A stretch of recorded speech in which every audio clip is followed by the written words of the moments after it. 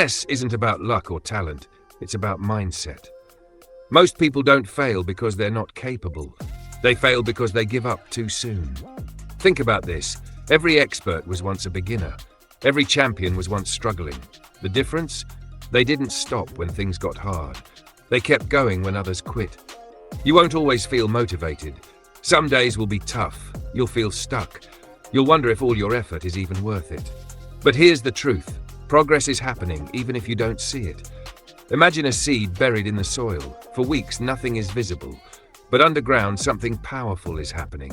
Roots are growing, getting stronger, and then one day, that seed breaks through the surface. That's exactly how success works. Your hard work is never wasted.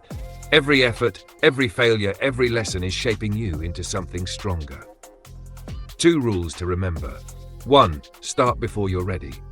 If you wait for the perfect time, you'll wait forever. The only way to get better is to begin. So 2. Stay consistent. Small, daily efforts matter more than big, occasional ones. Success isn't built overnight, it's built every single day. So don't stop. Don't wait. Don't overthink. Just take the next step, and then the next. Because the people who win aren't the smartest or the luckiest.